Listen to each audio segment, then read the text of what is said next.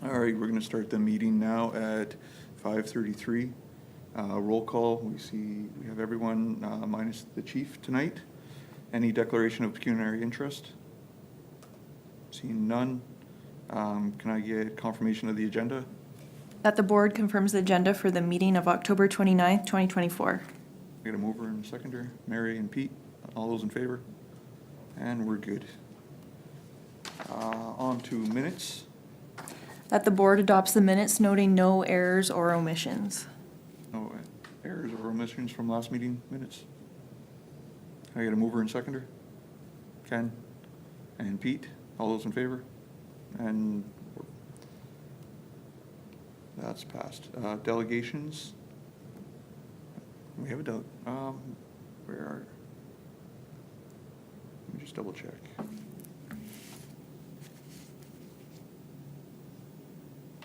Heather, you're up at delegations, right? Are you late? No, you're later. We have no delegations. You're actually in a report. Unfinished business.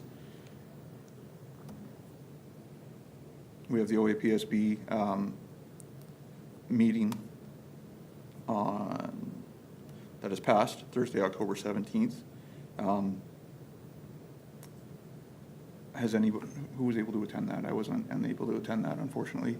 I tried to attend the meeting virtually, believing that it started at 8:30 or 9 o'clock, and sat there for a couple of hours. They did not actually begin the virtual telecast until they broke off into the segments between the police boards and the police chiefs, so I missed it.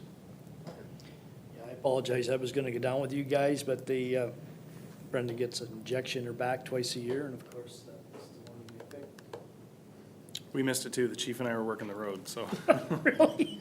I believe information was sent out about that. Was that correct, Michelle? Yep. Yeah, Yeah. some information was, so we can follow up with that, and hopefully at the next one, we're able to attend, but I know this is a busy time of year for us.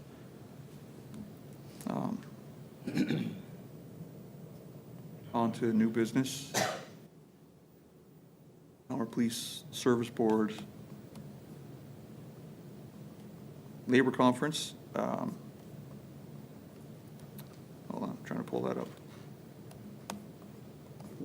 There was a deadline to register for this, correct?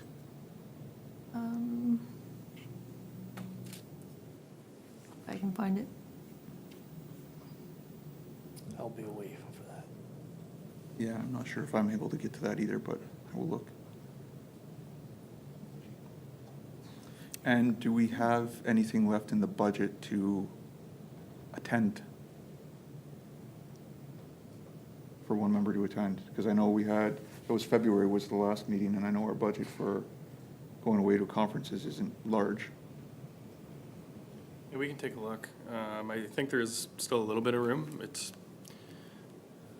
be a decision for yourselves, but not much has changed. We are still status quo with who we have, where we have operationally, and the value, the cost benefit will just have to be a decision made by the board. But if you want to know if we got some room, we'll be able to, I'm sure, fit that. But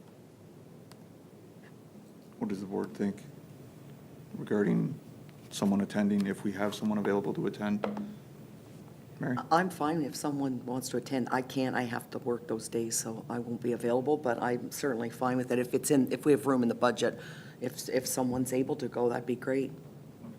I would support that too, not able to attend. Yeah, I would as well. I'll be out of the country at that time, but if somebody's able to go. So it sounds like if I'm able to go, you support it. All right. I will check with. We'll support you anyway. All right. I will check what is available and then see if we're able to register, if I'm able to go. I'm not 100% on that, so. All right. And then on to reports. And then I guess this is on to you, Kyle. perfect. This will be rather brief through you, Mr. Chair. The first item we'll come back to with respect to the police station upgrades, and Ms. Sachs is in the body here to kind of speak more towards the feasibility of that. Several projects that we have kind of slated for 2025 outside of the upgrades, which I said we'll come back to. The first one is body-worn cameras, which we've embarked upon our trial a couple months ago, starting out with Motorola, and we've now moved into an Axon trial, which actually commenced 2 days ago. So we've got some updated pricing from Axon, which has actually made this program something that's far more palatable and more affordable for the service. And with respect to the capital cost, we'd be looking at a one-time expenditure for the hardware, so the docks, the cameras, the mounts, all the equipment, somewhere around 12,000. So I've earmarked it for 15 just to cover off, and then that will carry us through for the startup costs. Operationally down the road, because I know that's the impact we're all concerned about, we're looking somewhere around $9,000 a year to run the body-worn camera program for 8 cameras, which would cover more than everybody in the service. So dollar for dollar, I think it's a pretty good deal, and it's something affordable. That was part of the whole kind of trial run to see where we landed and what the ramifications were going to be. So that's the one item that we've flagged, save and accept. We're about a month behind because of a couple things, having our final recommendation report back to the board with the feasibility. So should the board decide, perhaps we could preemptively approve this with some conditions upon a favorable recommendation report and the final costing, but that's the one that we flagged. The second item. May I ask a question as we Yeah. go along? That particular brand of cameras is not the leader in the industry, if you want to use that terminology. How do they compare? So Motorola to Axon. Yes. So yeah, I mean, camera technology is camera technology. So the front end part of it is very similar with both. The usability, the press the button, what they look like, all that. The time consuming and kind of the meat and potatoes part of it is the back end, so the digital evidence management and what happens to it once that video is recorded. So we're already on the Axon platform for digital evidence with our audio recordings, our video recordings, photographs for scenes of crime. And the province and the courts are in a contract in a tender that was won with Axon as well. So with Axon, we have an ability to go direct, so just sharing multimedia seamlessly. Gone are the days of DVDs and kind of data sticks. So the feasibility and the usability is quite good with Axon.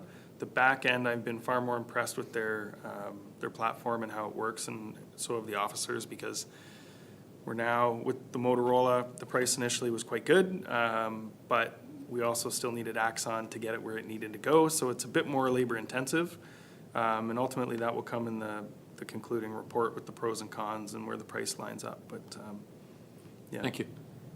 I'd like to make a comment too. So I'm actually really anxious to see the final report, because there have been a lot of, media releases. You've probably heard them or seen something on TV. There are a lot of pros and there are a lot of cons. So I was quite surprised, actually, when I was watching the one program about it. It was on TV a couple of weeks ago. So I'm really anxious to see what our final report looks like, just to see what our police department thinks about the cameras. Yeah, same. And through you, Mr. Chair, the way that we ran this out as a pilot and a trial, with social media, we got a little bit of backflack about why are we running a pilot? All these other agencies have already done it, but it's not one size fits all for agencies. There's all these other ancillary costs and time and labor that's involved with redaction, and what do we do with it once we have it. Some of the small mid-sized services have actually completely paused or abandoned their body-worn camera program right now. I believe North Bay was one of them for that exact issue. So I'll save it for the report, but we've got some really, and the chair is aware, but we've got some really cutting-edge ideas about how we're going to deal with our redaction responsibilities and where we lie with the courthouse, and that'll be part of the report for the board to consider. But I have absolutely no concerns right now with our ability to take this on and to properly manage it, so. Exciting stuff coming forward. Good, sounds good. The next one is the Intoxilizer, which is the breath testing instrument that's actually within the police station. So most of our vehicles, actually all of our vehicles, have roadside screening devices for the officers to use on traffic stops, which detect the presence of alcohol on drivers. But once that driver is placed under arrest, they're brought back to the police station for more scientific testing, which actually gives the true blood alcohol concentration numbers. The instrument we have right now is beyond its lifespan, which was 10 to 12 years. The company who manufactures this, CMI, has discontinued that unit and has also discontinued the replacement parts. So collectively, through other police services in the province, we're kind of just using a Frontal junkyard to kind of put things together when we need them. Fortunately, knock on wood, we've been in pretty good shape, but the end is well on the horizon. So we're able to take advantage of some free training to upgrade to this 9000, which all of our current breath techs will need to do. We've already put 2 people through a course, so they'll be ready to go. We've got it forecasted for another 2 here to take it in the rest of the year. So by the time we get the instrument, there's no downtime. Again, we're able to take advantage of the provincial pricing, which puts this instrument at $10,498 per unit. We would need 1, and that would again have another lifespan of about a decade. So, and unfortunately with this, these instruments are gazetted and approved for use, so it's really not like we have a lot of options to go around shopping. This is the Canadian approved instrument and the Canadian approved software within, so we're bound by that. So as far as comparing for different items, we don't really have that luxury with this, but this company is pretty well respected and treats us pretty good. So. God, that's a one-shot deal though, like there's no where you can pay so much a year, or every 6 months, it's 10,000, whatever up front, and that's it. Yeah, yep, terms are 30 days with these guys. They're actually out of Kentucky, so it's a company that is not even within Canada, so we don't really have terms other than pay when we get it, so. That's Canadian dollars, all right? That is Canadian dollars. No hardware necessary to support, right? No, it's all within, it's effectively a computer breath testing instrument all in one. Takes all the information, it puts out the test record cards, which we have the capabilities to hook up to an external printer, which our current printer is compatible with this unit as well. So no issues with that. It'll effectively be plug and play for us. Subject to any questions, I'll move on to the last one. We have enjoyed quite a good working relationship with the IT department who services our service, which is contracted through the St. Thomas Police, as you know. They have put together an exceptional forecasted lifespan for all of our hardware and infrastructure and kind of staying ahead of the curve. As you know, we have a lot of commitments through licensing and requirements through our NCACR, which is run through our records management software, which is all things that our security is governed by the province, so we have to adhere to certain standards. Within this, we have an aging server that is up for replacement, and they've flagged that for $25,000, and this server will again last for about another decade and replace what we've currently got. So this will also, as I understand it, provide us with a whole lot more capacity for backup needs. So if we are down a server, we run into issues, or they need to kind of do some maintenance, we'll be in a position where we really won't have any downtime. So based upon their recommendation, we'd be flagging for a server update in 2025.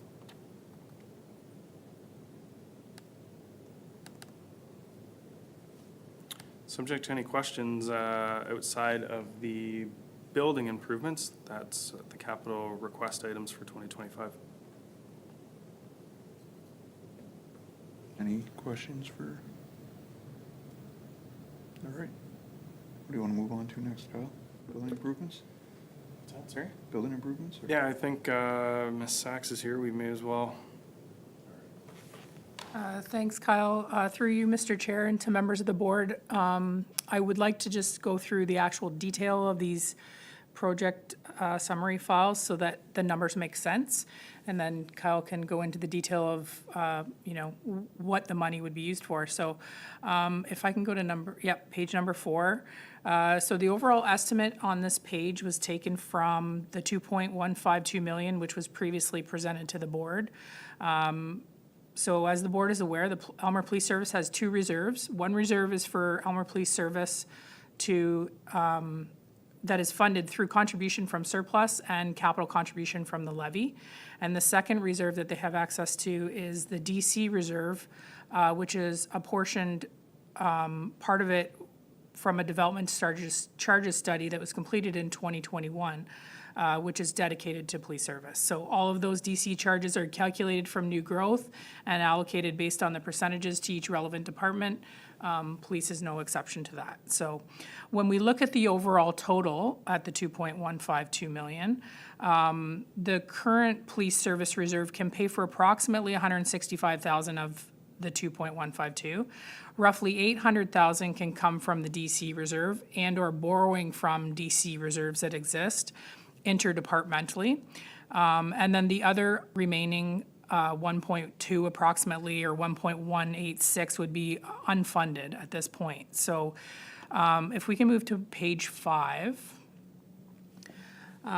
So this is kind of, the reserves are green for the police service current operating reserve, which also pays for capital, and the blue is the DC reserve. So forecasted opening balance for 2024 was 560,000, and a walk shows you all the way till the projected ending balance of 2025 at 213,000. So after contribution to these reserves from the levy, it's expected that approximately 394,000 would be left to pay for the current building upgrades that are proposed to the 250,000 in 2025.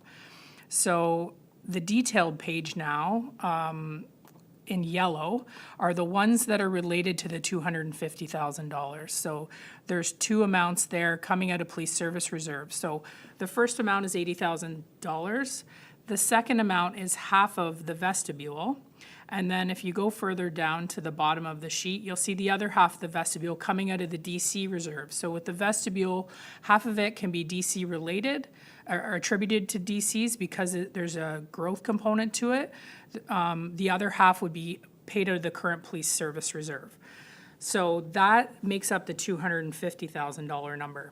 So as far as how are you going to fund the rest of it, for the $679,000 portion, which was the other addition portion, the entire amount can come out of DCs. However, the problem is, as you see, the current balance in DC reserve after you pay for half the vestibule is only 84,000. So as soon as I said to the deputy chief that, this would trigger a debt conversation, it's like, hold on, how much is this going to cost? So with the DC reserve, you can borrow between reserves, but you have to pay it back at a prescribed rate. And the prescribed rate is right now 5%. So that's not really cost effective for $670,000. Why do that if you can borrow externally for cheaper? So what he said was, hold on a second, let's see if we can phase this out for that reason. So we've done a scenario where I've looked at the current DC reserve. You guys have put in essentially, or prior to him coming here, they put in 630,000. Inflated to today's dollars is where I get the 800,000. So if you're looking at the DC study, the original estimate for the building provision was 630,000. So I can definitely inflate it to 800, but the other portion we need to come up with funding for. So the remaining unfunded portion, not triggered by the DCs, would be funded by debt.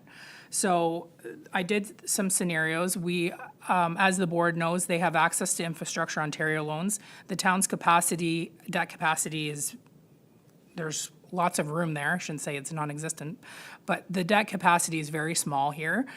We have lots of room at this point. This would be one of those things that I would suggest that if the board wants to go forward for, debt would be the way to go, or borrowing from the reserves as they come available. So I've done a scenario with approximately $1.3 million for that portion that would be, unfunded per se, even though we know some of it can come out of DCs. The issue is that the principal and interest payments would have to be levied at around $300,000 to $315,000 a year.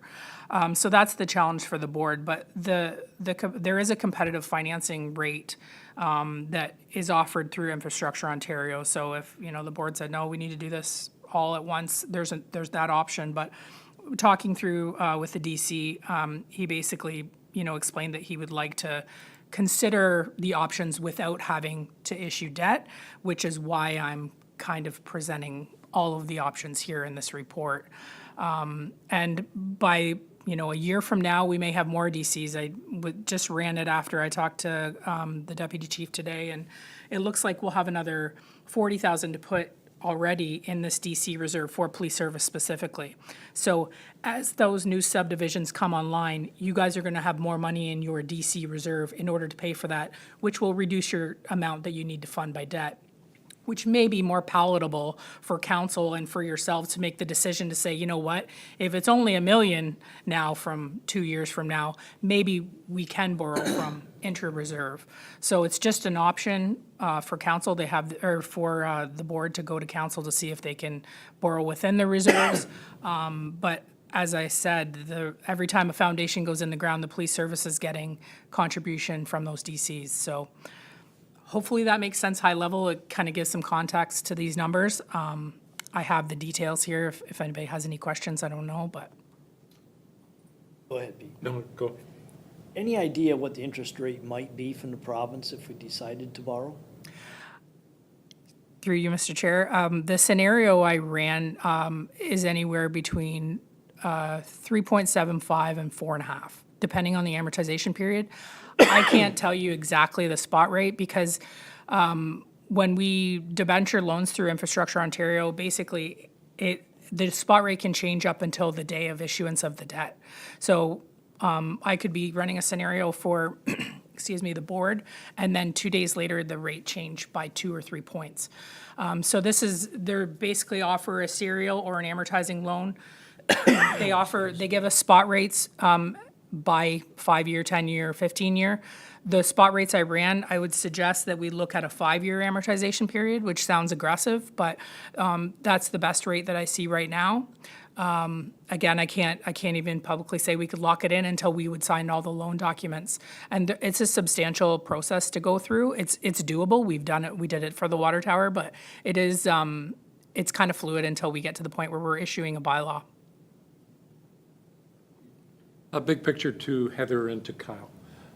With the planned improvements this year and catching the vestibule out of the DC and into reserves, would it be prudent to postpone the other phases until 2026 budget in hopes that the DC would be much more with more room in the DC with the pending developments?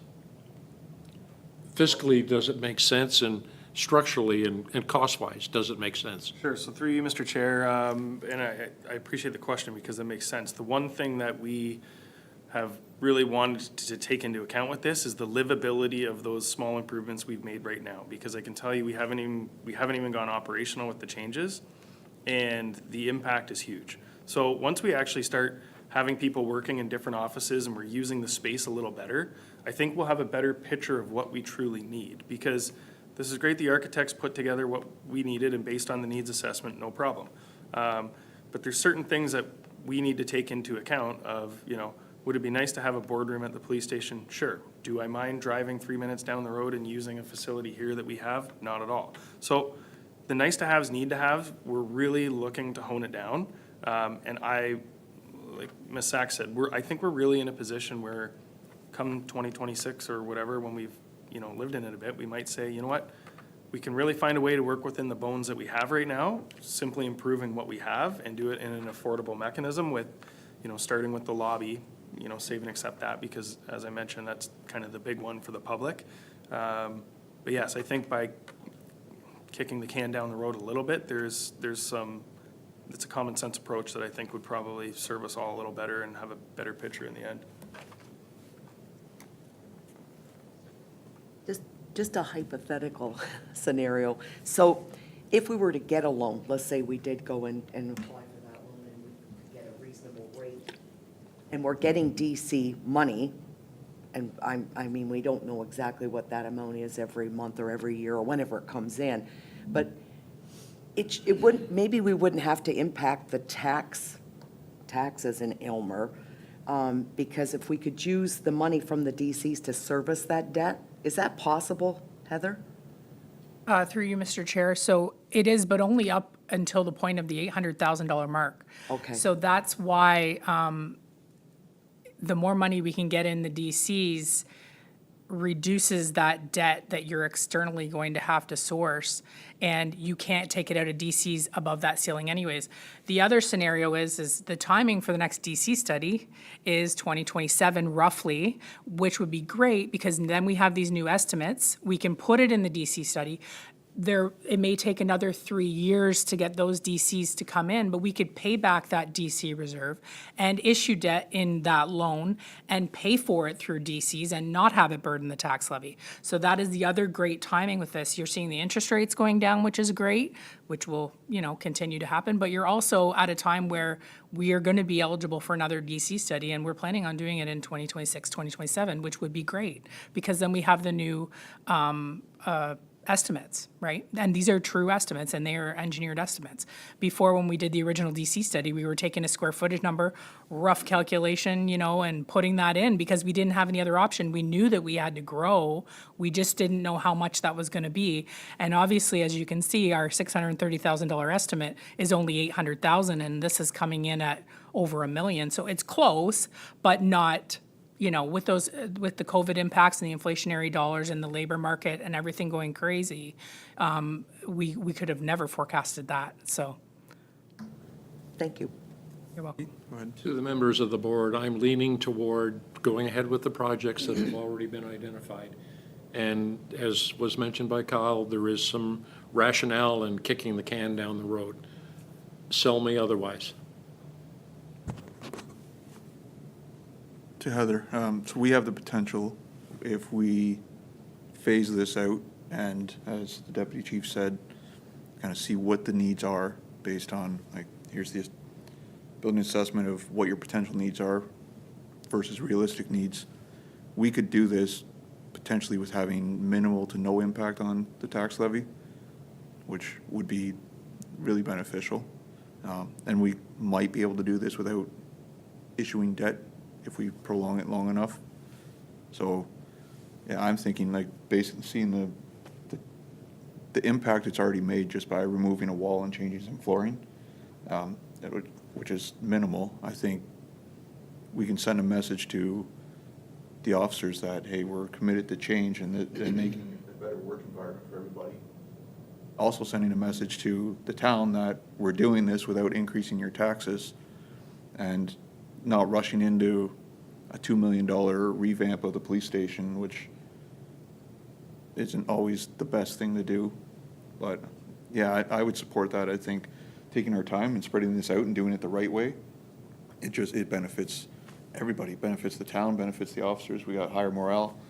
Yeah, I would support that too. Oh, sorry, just one question to remind me. With the current so the vestibule's in there, the current updates, are we addressing the roof issue? Or is that going to be prolonged? That's going to be down the road? So through you, Mr. Chair, so the roof issue right now has been temporarily resolved, but it's always temporarily resolved until it's not. So we've had it fixed. It's been dry now for the last couple months. We're keeping an eye on it. Tyler and Chris have done a good job at kind of staying on top of it. Does not offer a permanent fix. However, we're not in a point where we're, leaking water right now. So, yeah, long-term fix, no. Short-term, we're okay. My position is really not unlike what we were just talking about. From the public service standpoint, the lobby, for me, is job one. just having people have that face-to-face interaction when they come into the police station and all the things that you've all seen. And it would just really solidify community policing and help, people feel a little bit better when they come in to see the police. And then short of that, the locker rooms, as I've mentioned, are borderline a health and safety issue, or just well beyond their time. A simple refresh with that, a refresh of the kitchen, and I think we're in great shape. Save and except we get to 2027 for a DC study, you can see where we're at. And again, like I said, we're not looking for a Taj Mahal. We really don't want to add to the tax points. We just kind of want to stay status quo, but get where we need to go and still be able to, give a good service and do what we need to do, so. Ken? Well, and Heather alluded to it earlier, I think by kicking the can down the road a little bit here, I believe that Aylmer's going to continue to grow, and in the next 2 or 3 years, that'll help with the funds available as well, right? And for you, Mr. Chair, just on that note with the growth too, I just would like to touch on it. We've forecasted our staffing model, and our absolute worst case scenario, when all of these subdivisions and businesses come online, we would be looking at potentially adding 1 body. We're in great shape the way we are. We aren't going to have to add a ton of bodies. We can manage it with the staffing that we have. So, I mean, the size of the building and the workforce that we have, we're not going to see a giant hit to, people always worry about growth and what's going to come and what do we need. We're in very good shape to manage the town with the staffing we have, so. Just one more real quick to Kyle. So the officers are aware of what we hope to do, or, so you feel they'll be patient and realize that even if it takes a little ways down the road, that there is light at the end of the tunnel and we are going to achieve this? Yeah, through you, Mr. Chair. So everybody knows Rome wasn't built in a day, and these little improvements, albeit not online yet, are that sign of good faith that they know that we're committed, the board is committed, and it's that professional working environment. So even those little things that I flagged, those are big deals, and they're cost effective, and they will go a long way, and frankly, they're needed. So yeah, they understand that. Nobody's, where the officers spend most of their time is in the cruiser, right? So when they spend the rest of their time for their break and their start of shift, end of shift, or debriefings in the station, well, that's where they experience, the locker room and the lunchroom and all that stuff. So they're very excited. I can tell you there's some very good chatter about kind of what's to come and seeing the improvements that the board has put into place. So yes, they will wait. The sign of good faith has already been made, so it's appreciated. All right. Any other further questions for Heather? Thank you. Thank you, Heather. Thanks, Heather. Good job, Heather.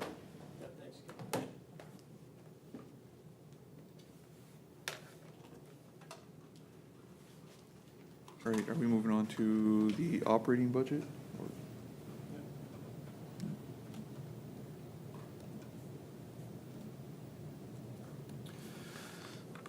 So a lot of work went into the 2025 operating budget. Again, thankful for the help of Ms. Sachs, who sat and spent many a minute with the chief and I coming up with this. So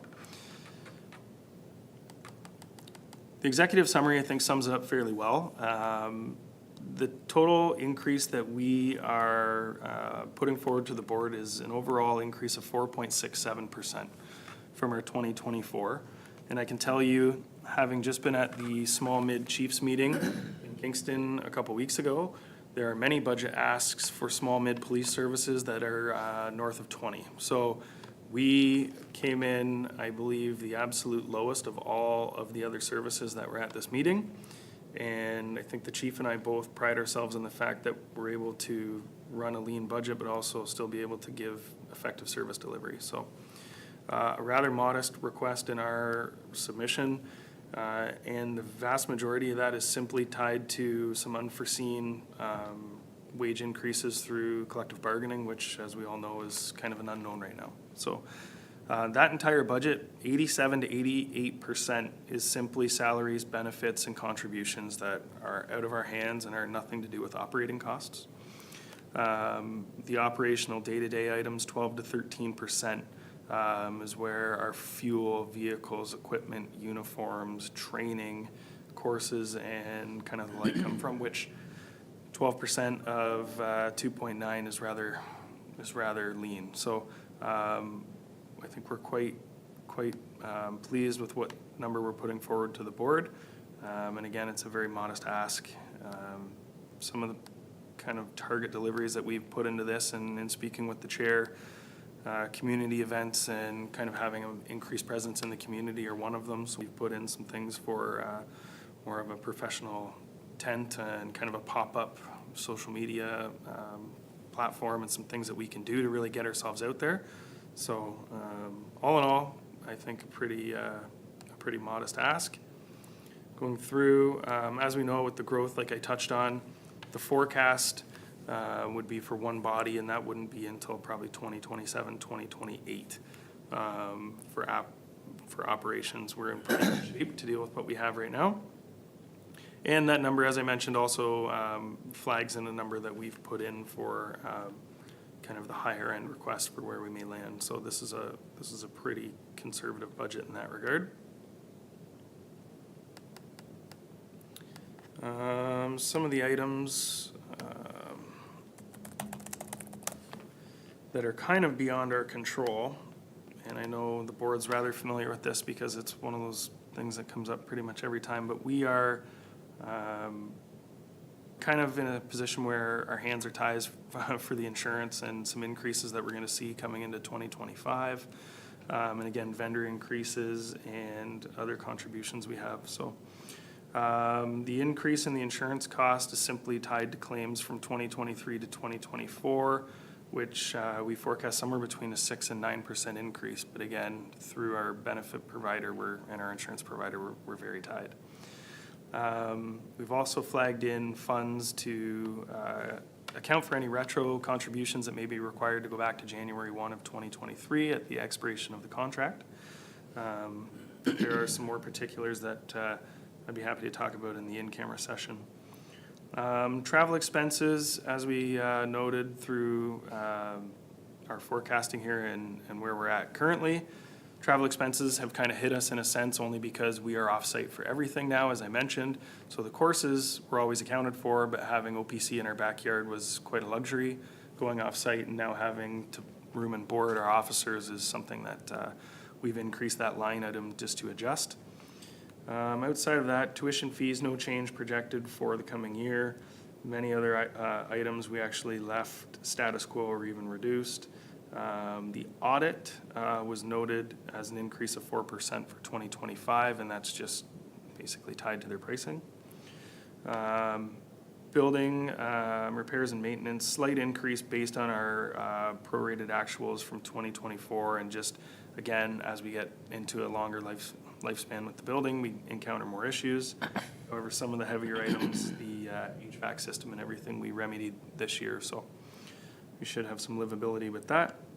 Maintenance contracts, slight increase there that we've accounted for with what our commitments will be for 2025. Dispatches, our dispatch fees are tied to the collective bargaining agreement with St. Thomas, which is a 3% increase for 2025 for dispatcher wages. We've accounted for that as well.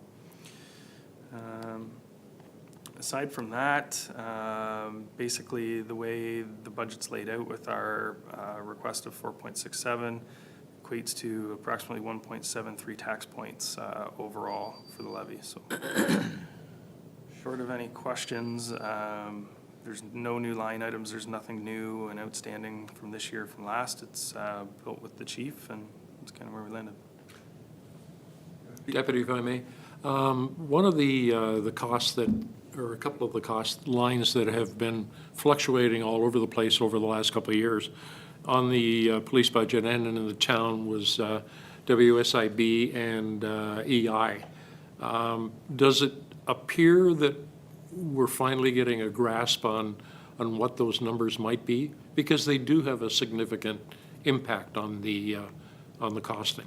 We do. So as I understand it, with 2025, EI is going to have 2 tiers, again, with numbers that have not been released as the last I talked to Heather. So she has kind of flagged some percentage increases in her mind with her experience, but We haven't landed on the exact yet. The date that that's released, I don't know. I believe it's sometime late November, but I can get back to you on that.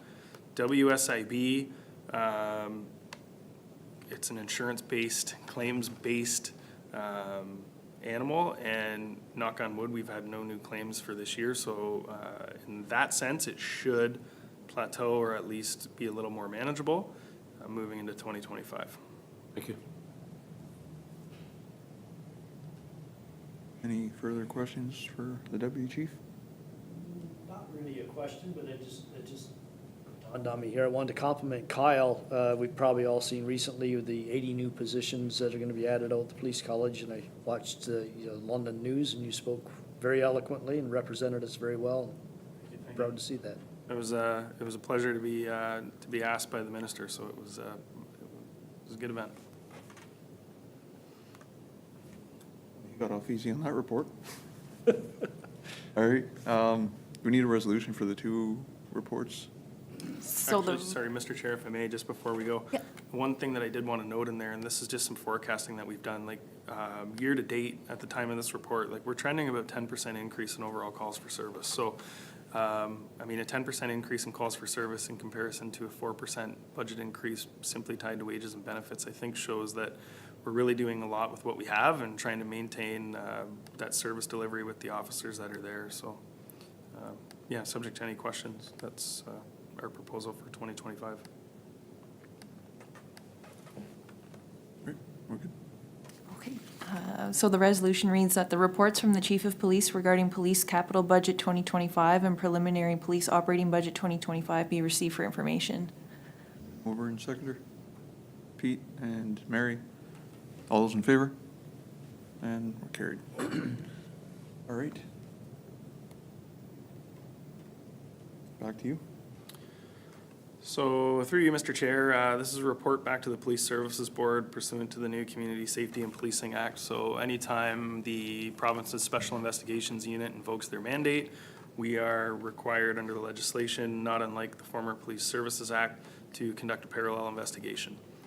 The parallel investigation really doesn't look at what lens the SIU is looking at. The lens of the SIU is any criminal culpability of the officers involved. That is their scope. The scope of the internal investigation, if you will, is for policies and procedures, to ensure that things were followed, or if they weren't, to kind of address them and go from there. So I won't belabor this or really over synopsize the event, other than we had a motorcycle that failed to stop in late May for a fully marked police vehicle, and ultimately the officer, using sound judgment, did not engage in a pursuit, but rather failed to stop. The motorcycle took off on its own volition to the point that the rider came to a dead-end street and ejected himself off the motorcycle, resulting in some serious injury to his leg. He was later apprehended by our officers and transported to the hospital, and the SIU was notified. Short of that, all the things that were triggered were a notification to the SIU made by us, which was done in a timely fashion. The SIU did decide to invoke their mandate. The scope of their investigation covered dangerous operation of a motor vehicle causing bodily harm. And the analysis of the director's decision, I thought he put quite pointedly that basically the officer was working well within his legal ability and was conducting himself appropriately, and effectively the motorcycle rider was the victim of his own circumstances, so to speak. And he even noted that was satisfied that the subject officer, which was our officer, comported himself with due care and regard for public safety through the duration of the pursuit, and that he made judicious use of his emergency equipment. So at the end of it, the SIU cleared the officer, concluding there was no basis for criminal charges to be laid. The policies and procedures that we reviewed as an agency through the professional standards lens were the communications and dispatch policy, suspect apprehension pursuit policy, the arrest policy, prisoner care and control policy, supervision, and the special investigations policy. So on the face of it here, one simple event triggers many policies that when you start kind of diving into an incident are quite time consuming. And I can tell you at the conclusion of the report, all of the policies were followed perfectly, without issue and professionally. So In conclusion, there was no breaches found on our end with respect to policies and procedures, and the report concluded just that. Subject to any questions? Resolution? That the report from the Deputy Chief of Police be received for information. Get a mover and a seconder? Ken, Mary, and all those in favor? All right. We're on 8.4, so I believe that's you, Michelle? Yep. So before you tonight, we just took a second shot at presenting the 2024 procedural bylaw for the Aylmer Police Service Board. Just a summary that the background on it that we did present previously and had sort of taken in the feedback from members of the board. The reasoning for the update to the procedural bylaw is mainly to align it with the Community Safety and Policing Act 2019, which was adopted earlier this year. And the Police Services Act 1990 was repealed on April 1st, 2024. The previous versions of the procedural bylaw outlined the proceedings of the board, the general composition, all aspects for this board to run efficiently and rules to govern it. We've basically just updated those to align and just flesh them out a little bit further. And we've also just noted that there are some upcoming changes that align with the new act that would require us to do some policy writings. So for example, social media policy is something that was brought forward by board discussions that we'll be examining in the future to be presented at a future board meeting. And the proposed changes just represent an effort to keep the procedures up to date with our current legislation and just to keep everything up to date for the Aylmer Police Service Board. Great. And we'll open it up to the board. Any discussion, feedback, questions? Mary? Just one point that there are a couple of typos, Michelle. Okay. And one is kind of. Okay. It makes the change look like it's major. So if you kind of just read through it, and maybe afterwards I'll talk to you and show you where it is. Absolutely, We don't thank want to you. have something that's, could be misconstrued. Yes, absolutely, thank you. Any other feedback? All right, so we're looking at receiving for information and considering for adoption. Do we want to move forward with consider for adoption and then we'll just fix the typos after? Does that work for the board if we? We could present a final version at a future meeting to be formally adopted, Okay, if that's what the board That would wishes. be cleaner. okay. Can we do that and make that resolution? And Sure. all right, Okay, so the resolution would be that report PSB 02-24 respecting 2024 procedural bylaw be received for information, and that bylaw 01-24 being a bylaw to govern the proceedings of the Aylmer Police Service Board be considered for adoption. all right. So mover and seconder? Mary and Pete, and all those in favor? And we're carried. Mr. Chair. Yeah. I know we had kind of discussing meeting times. Is that? That's on next. this? Okay, perfect. Yeah. That is. We're at 8.5, which is the meeting times. So again, I'll open it up. Yep. Michelle. So just before you, we have a proposed board meeting schedule for 2025. It follows the procedure bylaw where we meet the second Tuesday of the month at 5:30 PM. So that is before the board for their consideration. So we've had some discussions, and I'm going to put it out there to the board. Meeting in the evening can be beneficial and sometimes difficult. So depending on where you're looking at. So we wanted to put it out to the board to see, would anybody be opposed to daytime meetings based on everyone's schedule? Which we could figure, if so, what time would work best, and just something to consider. Mary? So if we were to do daytime, I'm available more in the afternoon, but not in the mornings. Till Okay. at least noon, 1 o'clock I work. Okay. So I wouldn't be available in the morning. Okay. And Pete, I know you have, I've adjusted my schedule to adapt to the 5:30 on the Tuesday, so I'm good with this, subject to any reasonable change. I'm good either way. Probably like Mary, after lunch would be better, but if the evening works better, then I'm fine with that as well. I'm flexible. Freeing up an evening with a young family would be beneficial, but if we did, you said you work till 1, so it would have to be like a 1:30-ish, 2. And some of our meetings with Pete, with your schedule, I don't think would I'm would gone work. by 3. Yeah. Perhaps we could start earlier. Could we start at 5? Would that affect anyone's schedule? I mean, it would give us that extra half hour in the evening with your family or whatever. What time are you Can available? do 5. If we did earlier, would earlier work? Earlier than 5? I'm fine with that. I don't know about Pete's Like schedule. how early could you? 5, 5? yeah. Earlier than 5 wouldn't work. Pardon? Earlier than 5 No. wouldn't work. Okay. 5 would give I don't know, you that might help if we. Do we start at have, if we set this, do we have an opportunity to revisit it at some point during the year? If situations change? Yeah, we can revisit it. You know, We just change it. make it sound so easy.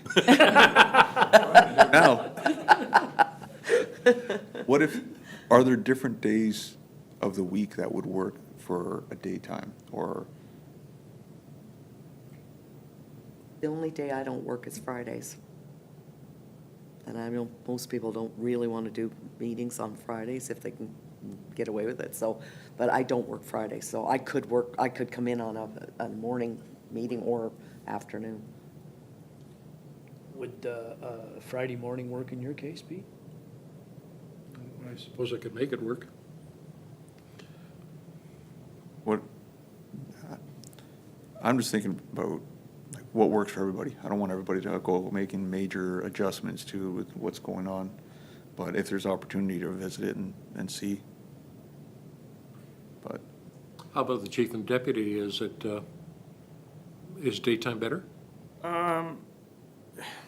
It's 6 and 1/2 dozen. I mean, my sentiment kind of echoes the chairs with the young kids, but I mean, our schedule is we don't have a schedule, so we make it work. Sometimes there's long days when we're here till covering the road all day too, but I'm indifferent. If we backed it up to 5, traditionally our meetings hopefully be done by 7. If we start at Hopefully. 5. hopefully. Would that, I mean, it's only half an hour, but would that help much? Maybe we could try a Friday morning meeting. Just do it once and see how it works for everyone, and if we like it, we could continue, and if it doesn't work, then we'll just have to adjust it to some other day. I'm willing to try a Friday morning, like start maybe at 9, 10 o'clock, and so that we'd be, usually our meetings are 2 hours, right? So if we started at 9, we'd be done by 11. But that's just my suggestion. I mean, I don't mind. With your work, I have more flexibility during the daytime, which I can make Fridays where the day of the week doesn't really make too much of a difference for what me. about you, Kyle, does that, for the morning? Yeah, I mean, daytime's great. Like Friday, as the chair knows, I always make my Fridays open for meetings, so I'm used to it anyway. But at the end of the day, you guys decide what you want to do. Don't really take me into account. I'll make it work no matter what, so. One other question, Michelle? I was just gonna ask that, administration. I can make it work. Any of that, I can make it work. You work on Friday? I do not, but I can make my schedule how the board wishes, so take time from a certain day during the 4-day week and just tack it on to the Friday, so. Yeah, and, And Owen, same thing?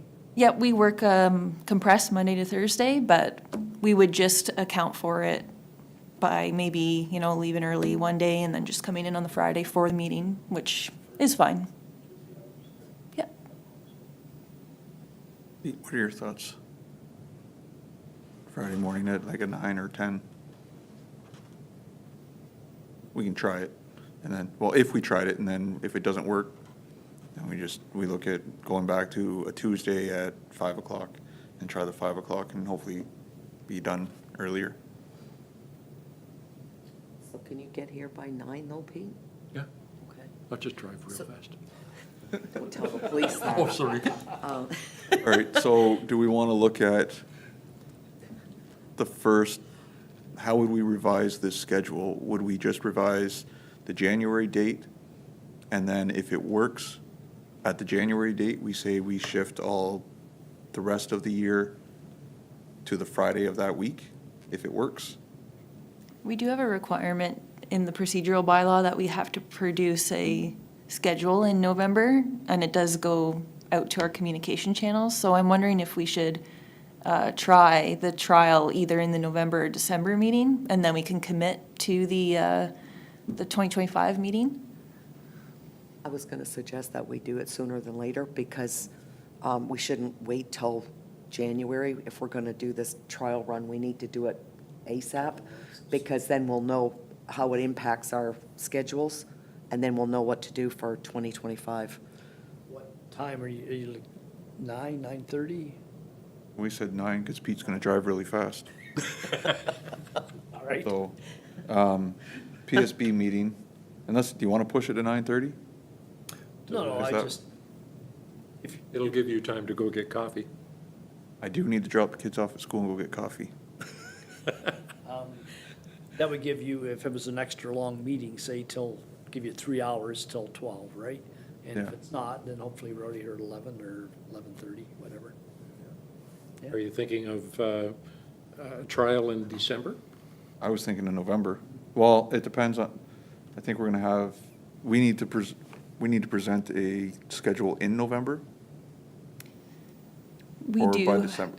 We do have to have it's in the bylaw for November, but we could make an amendment to it as long as the board has approval. If we do that by email, that could also occur. Okay. Looking at the second Friday at 9, second Friday of the month. So that Which would is be, the 13th. in November, it's the 15th, correct? But if we did it in December, Right. because there might be some discussion later on We're about almost our into November. into November now. Yeah, and I think we're going to have some discussion at the end of the meeting about our November meeting on if it's necessary or not. So if we did our December meeting Kyle, are you around on the 13th? I am, yep. Is everybody available on In December 13th?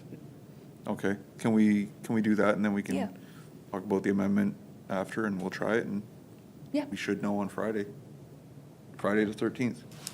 Look, Onerous. ride your bike in, Pete. So All right. it's December 13th at 9, William? Yes. Okay, 9? 9 or Decide 9:30? on that? Do I have enough time to get, I have enough time to get coffee. time to get coffee? I have Okay. enough time to get coffee. I'll get coffee for the board. I'll change that now.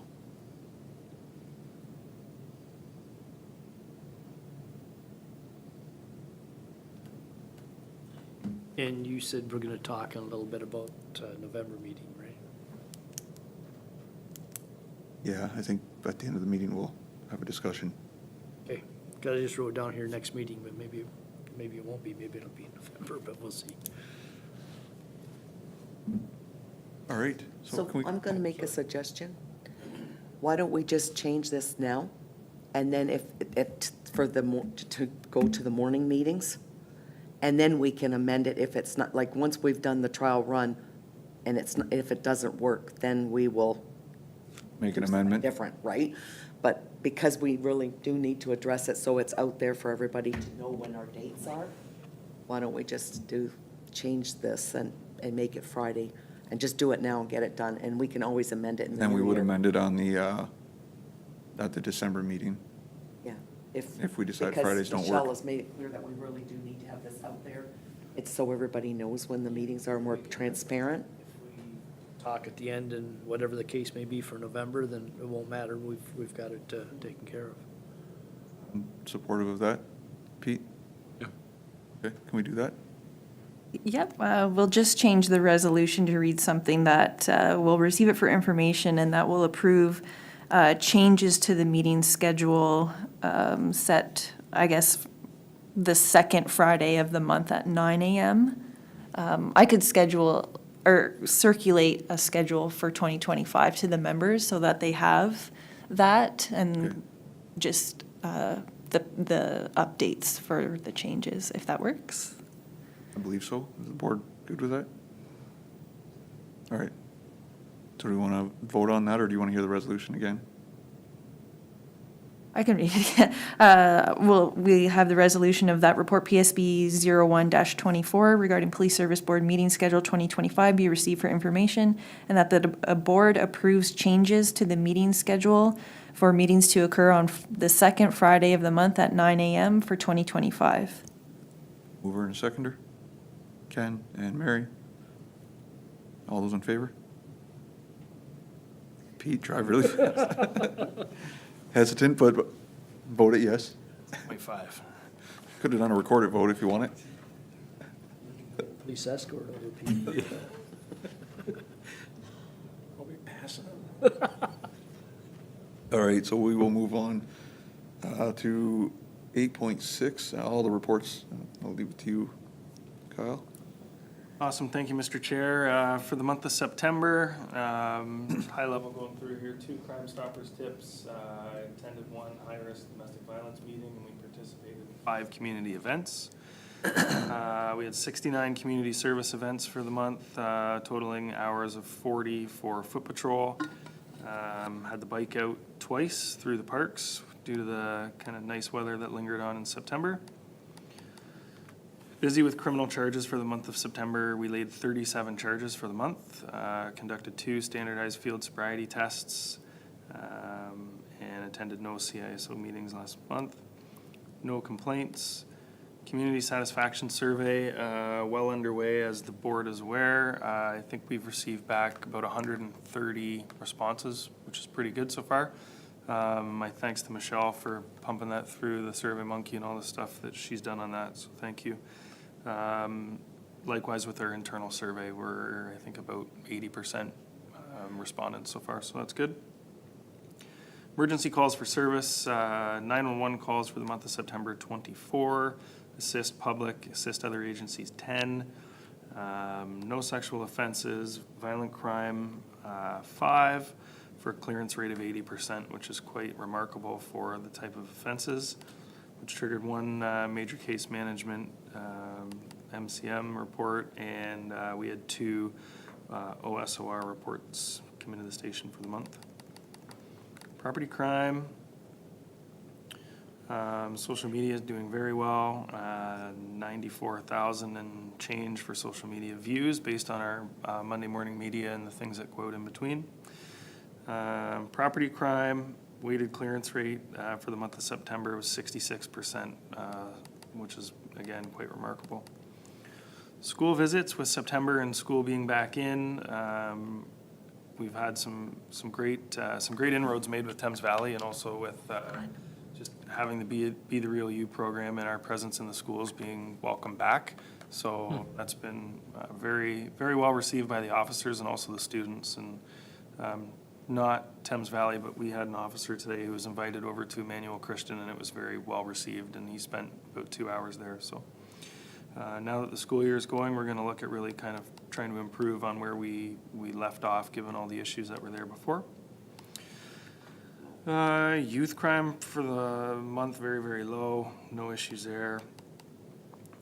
Situation meetings, we attended 3 for the month.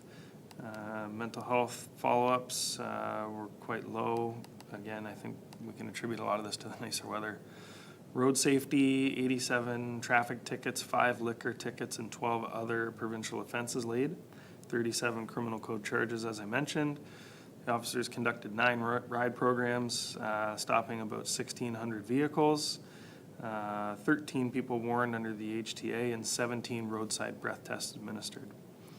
Total impaired driving charges for the month of September was 4, which brings us quite high. And again, I attribute that to the proactive ride and the work that we're doing out there. So actually two taser use of force reports for the month of September. both of which the taser was just drawn and pointed at someone, not actually discharged. So again, no issues there.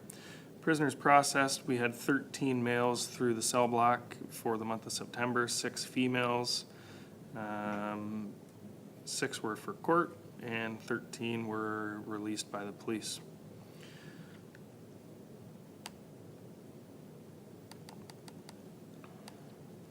So for the month, busy month, we're 308 incidents handled by the officers, which is quite a good amount.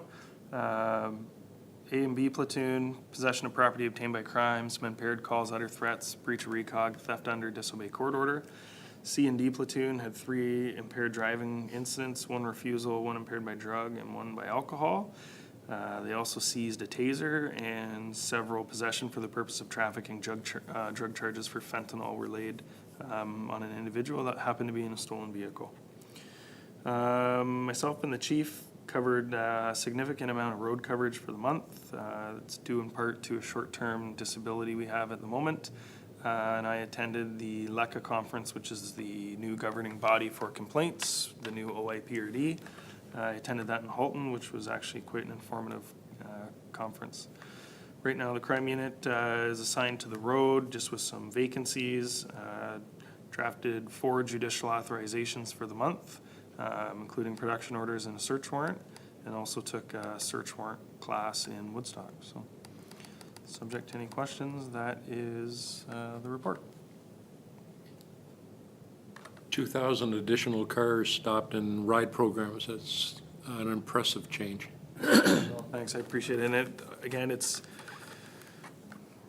not really chasing people to do it. They're doing it on their own volition, which is refreshing, and it's nice to see. We've got a batch of eager professional officers that want to just go do the work, and I think that's exactly what you're seeing, so.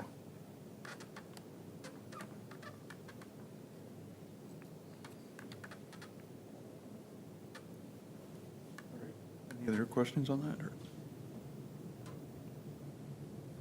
Probably not related to the report, but I did have a question. The gentleman that went through Trios College, and where are we at with him, or what's going on with him?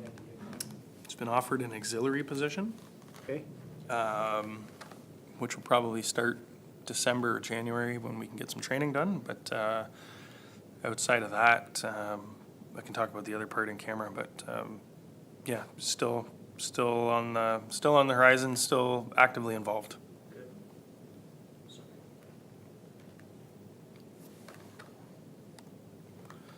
Okay. Budget. So overall salary and wages full-time at the end, we are at 68%, which is pretty good. Salary and wages part-time, obviously we're trending high in this. This is due in part to 2 paternity leaves that were unforeseen that we required to backfill and cover using the part-time program, and also the chief and I as frontline policing, which he always speaks to the fact that there are some significant savings with the work that him and I are doing also through administration, but also on the front line. So, and again, we've had a 17-week short-term leave, which has also then opened up a whole lot of shifts on a platoon that already had 2. And again, the chief and I have been stepping in, but the part-time program is where you're seeing that necessary increase there. Aside from that, overall total salary, wages, and benefits for P9, 69%, which is kind of right on track. Association fees, 90%. Travel expenses, I'm not going to belabor it, but it doesn't take long for that to trend higher, and due in part to some of the training that's mandated and legislated with the new CSPA, we don't really have a choice. So we've been front-loading some of the courses to kind of get ahead of it to avoid any wait lists. And we should be in very good shape for 2025. And again, that's a budget line item that we accounted for some better bucketing for next year.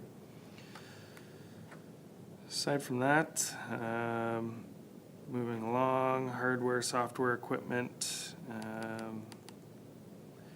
104%. That's due in part to a failure we had within the server that was a part that needed to be replaced, but rather benign. Aside from that, Vehicles are pretty much well on track. We have one of the vehicles, which is unit number 18, which is at the auction right now. So we should have that one off the books here shortly and have some finances coming back. Outside of that, repairs and maintenance office, again, this is what we spoke about with the HVAC system. That was an unforeseen. Overall, total admin repairs, materials and supplies were at 70%. Total contracted services were at 66%. And rentals and financial services, 48%. So an overall of 69%, which running the forecast, we're in pretty good shape. Our record checks, as we've mentioned previously, have far surpassed what we kind of earmarked, which is good and shows some of the good work that Eric is doing in the front office, that we've really opened this up. Partnered with the Ontario Police College for many of their seconded and Ontario government employees. So it's a service we're able to provide being in the backyard. And with the year end, we just did some grant reporting that's due back on the 31st that I actually just submitted off today. So we should have some more grant funds for our current ongoing revolving grants coming in for next month. So we're in good shape. So overall, total everything all said and done, we're sitting at 73%, which is pretty much spot on. So, any questions?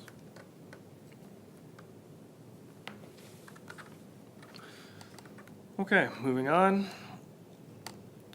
Crime trends, 2024, violent crime trends, right now forecasting to be a little bit lower than 2023, which is always good news. We're currently at 56. Property crime, probably close to where we're going to finish up in 2023. We're at 104 right now. Drug complaints, 2022, not unlike last year. The domestic trend, again, forecasted to finish up somewhere in line with 2023. We're sitting at 45 right now, and one of those ones that really we have no control over at the time. Motor vehicle collisions, knock on wood, this has been a year that we've been really low in the area of motor vehicle collisions, probably due in part to a lighter winter and a pretty good fall so far, so no issues there. 911 calls, we're currently at 83. And foot patrol hours, 465.95. Mental health calls, we're at 48 for the year, and almost a double dip, but on every one of those mental health calls, there's also a follow-up call for our MCERT. We're tasking every mental health call just to flag it with her, whether these people are connected with resources or not, just so that we ensure that there's nobody slipping through the cracks, and it's a good use of our MCERT program. So that's my report for that.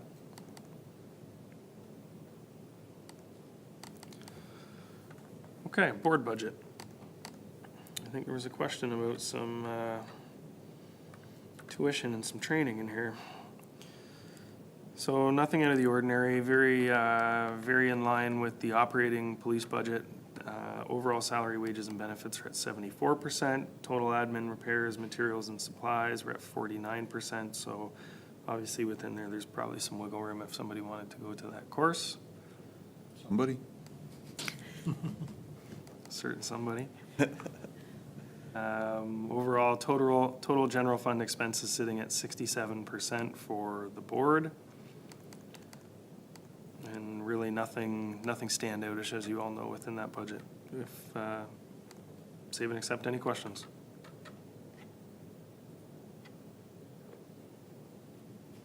All right, seeing no questions, can we get a resolution? That the reports from the chief of police be received for information. Mover and a seconder? Pete and Ken. All those in favor? And that's... All right, on to correspondence. And we don't need a resolution, so I guess we'll move into closed session.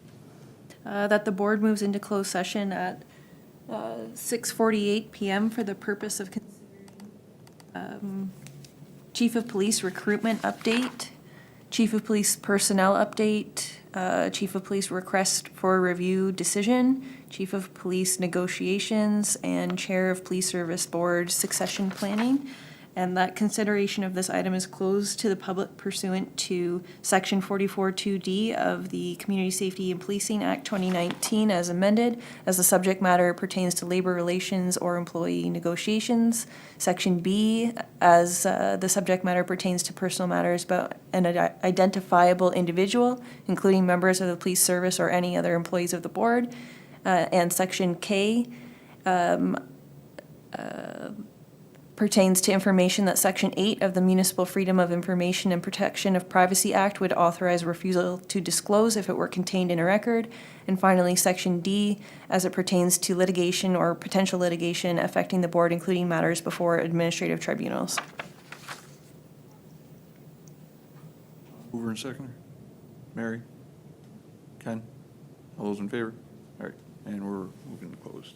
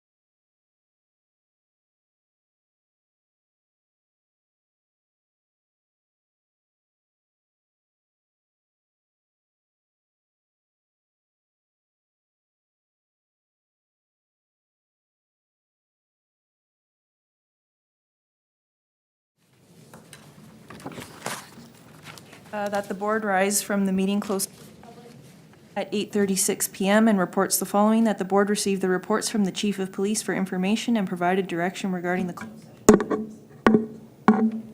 Received direction from, the board. did you say the chief of police or the deputy? Sorry, should be the deputy chief of Yes. police. I can reread that if you like. That the board received the reports from the deputy chief of police for you go. information, and that the board provided direction regarding the closed session items.